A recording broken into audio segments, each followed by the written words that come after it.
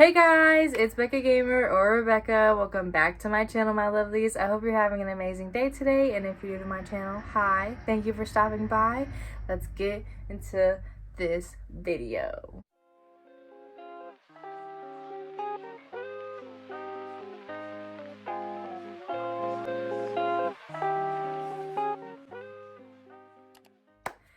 Now, let's be honest here, okay? I have not gotten out of bed today. I literally just unbraided my hair, and there's Pumpkin. You're on my window, basically, and you might catch a glimpse of the Pumpkin trying to look out the window. I literally haven't gotten out of bed. Like, my books are right by me. I woke up, took my braids out, put you on the windowsill, and here we are. Here we are. If you don't like the glare of my glasses, you can leave. So that's just what it is. Today in this video, I am going to be doing my What I Read in March video. I read 2 books in March. And if you saw my thumbnail, you're probably like, Rebecca, you were a liar.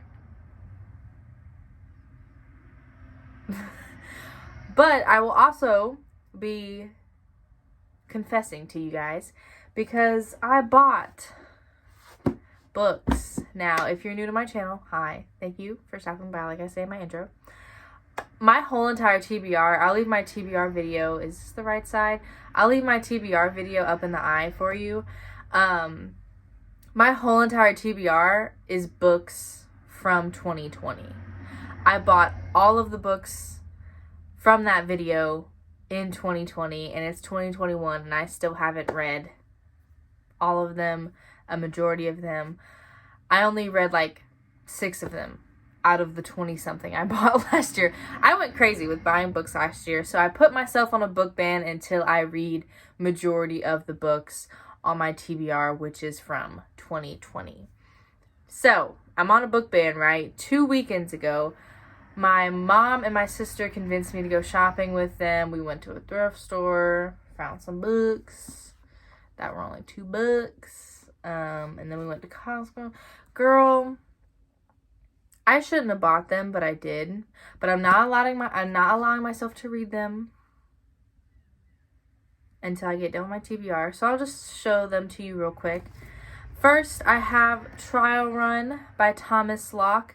This I have never heard of before. I've never read a book like this. It's basically about a group of scientists who try to create and control out-of-body experiences that transcend the limits of time and space. And then they have this terrifying discovery, as the back of the book says, and they have to survive from that. I don't know. I love red, so I'm actually pretty excited to read this. I haven't read like a scientific-y book yet, so I'm excited about this. And then the cover of this book is what really got me. This is called Boy Snowbird by Helen Oyeyemi. I don't know. Basically, this is a Snow White retelling, and this, I looked it up on Goodreads. It's not like a, oh, so many people love this book type thing. It's like an average 3 point something. I've never read a retelling before, and the cover is beautiful, and this was only $2, so I thought this would be a cute place to start reading retellings, I guess. It's about a girl named Boy Navik, so that's interesting. The cover's gorgeous, like I said, so I'm excited to read this at some point whenever I get down with my TBR. Now, let's get into what I read in March. So, the first book I read in March, I don't have on me because I am letting my best friend Kamaya, shout out to you, boo, I'm letting her borrow it to read it so we can discuss the movie. That book is All the Bright Places by Jennifer N. Niven, I don't know, okay? We ain't good with last names, okay? So we just gonna ignore it. All the Bright Places, you've probably heard of it before. I read it. I gave it 4 out of 5 stars. It was a good book. The best part of the book was Finch, like the main character, you know, because it's Finch and Violet. Finch is literally the best. I loved Finch throughout the whole book.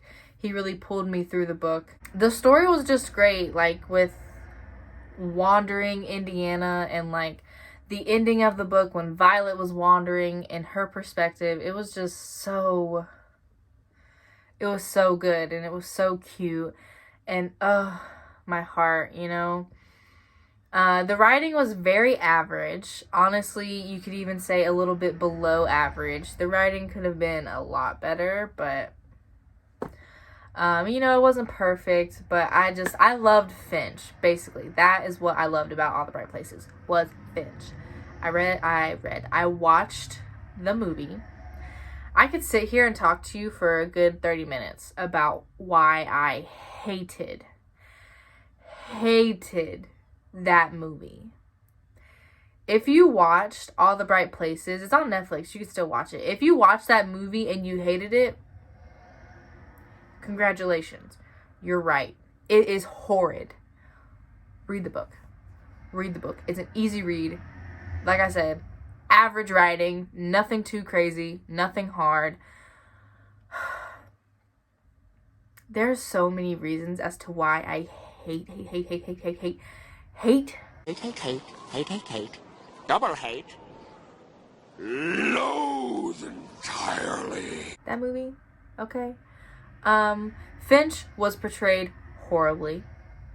They went to the shoe tree together. That did not happen.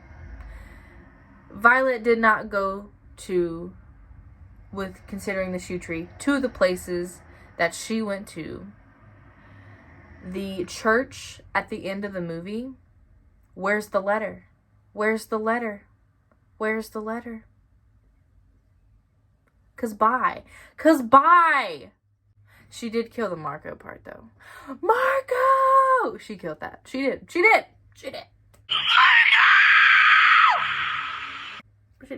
Not even gonna lie. Other than that, frick that movie. Anyway, the second book I read in March was Emma in the Night by Wendy Walker. This is a adult thriller. It's about two teenage girls, teenage sisters, that go missing at the same time, and they go missing for 3 years. After 3 years, only one of them comes back, and her name is not Emma. Her name is Cass. Her sister is Emma, and Emma does not come back 3 years later, but Cass does. And this book I gave 4 out of 5 stars. Thank you, Truck, for your assistance. I really enjoyed it. The writing is good.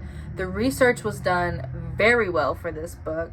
This book talks about multiple disorders, including narcissism and like dealings with toxic families. I don't like family tropes like, oh, happy, lovely family. Oh, I don't like that. I'd love to read about like toxic families, but like healthy families, not really my thing. Take what you want from that about me, but toxic families, narcissism, multiple disorders, affairs, murder, mystery. It has almost all of it in here, and this is a really good book. I really recommend it. It's not a hard read, so like I wouldn't say like, hey, if you're 14, read this, but like I'm 18. I consider that young. I read young adult, but this was good. I recommend it. I really do recommend it. It's not a 5 because the ending was so quick.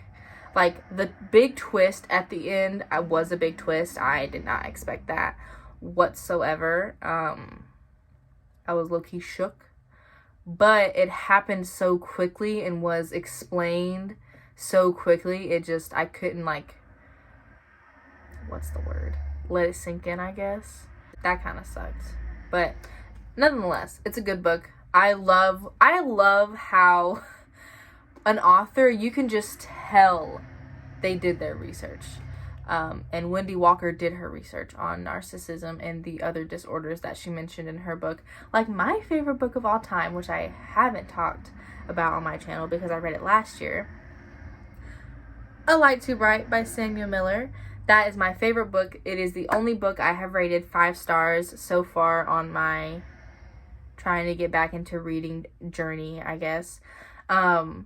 That book talks a lot about mental health and depression and anxieties and history, and it talks about a lot, and you can just tell. It talks a lot about Alzheimer's. You can just tell that Samuel Miller, he did his research for that book, and I just love when you can tell that an author did their research. Awesome. Was that good? Was that good? I feel like I haven't filmed in 10 years. I have been slacking. Anyway, remember how I said I was going to read Shiver by Maggie Stiefvater in March? In my February wrap-up, which I will leave up there.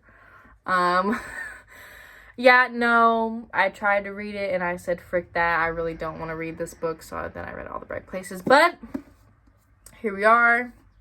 We're reading it. Shiver by Maggie Stiefvater. I have the audiobook, which is really helping me get through. I am on page 78, and I got through that just last night. 78 pages. This is about, who cares? This is about a werewolf romance that I read many, many years ago, and I bought it in 2020 because I'm like, oh, I want to revisit it. I don't want to revisit this anymore, but I bought it. I bought the whole trilogy. So, yeah. That's great. But I'm reading this. We're going to see how much I hate it. So if you want to know how much I hate this book, click subscribe, and you will see me talk about it in my April wrap up. And I will probably start, I'm excited, let me tell you. I will probably start reading my haiku manga sometime in April, hopefully, maybe.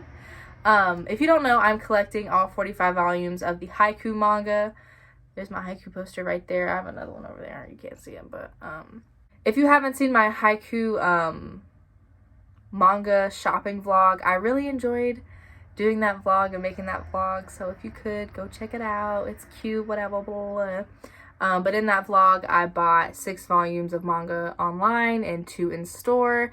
And then I made my haiku manga unboxing video where I unboxed 5 of the 6 volumes. Still waiting on volume 17. Volume 17, I'm gonna need you to get here, okay? But a few days ago, I ordered 6 more volumes. But they're like the beginning volumes that I'm missing. So I will have volumes 1 through 11 by the time all of those get here, so I can start reading, and I am so excited. And I will do an unboxing video for you guys so you can share the excitement with me. Yeah, my feet are falling asleep. I'm sitting on them. Oh my god. Can I just do my outro down here? So yeah, I hope you guys really enjoyed this video. If you did, go ahead and give it a like for me. It'd be highly appreciated. If you haven't already, click subscribe. I hope you have an amazing rest of your day, and I'll see you guys later. Bye!